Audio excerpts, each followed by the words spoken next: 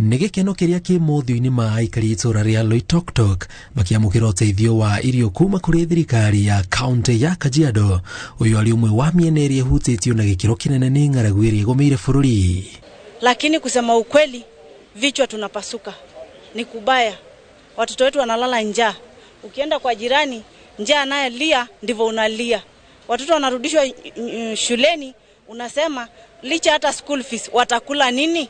Kama mtu hajatoka kwenda shambani ama kimana kununua ile unga ama hii nyasi, ng'ombe hata kula. Na nafikiri hii ndio mara ya kwanza chakula kuja area hii. Hatujaipata chakula.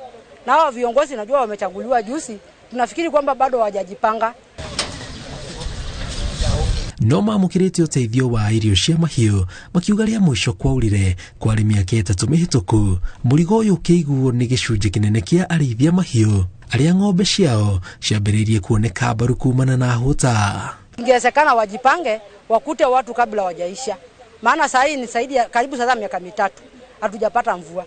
Kuna kiangazi sana katika sehemu hizi zetu na watu wanahitaji chakula.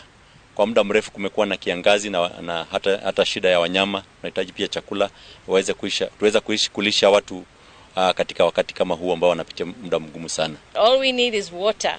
So if we can get water, then we resolve the problem of the lack of food and the lack of water for not only the people but also for the cattle that are here that are suffering at this moment. Nĩmorĩtie thirikari yambĩke mĩtaratara ya ũrĩa marĩamũkagĩra irio cikumatindĩka o nginyagia itu rĩa ng'aragu rĩthire, amu irio iria mamũkĩrĩte no cia thikũ nini.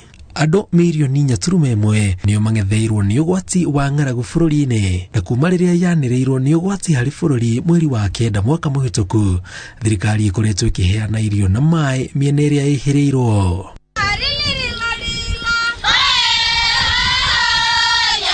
Ribotera Inooro TV za Jenga Wabwe.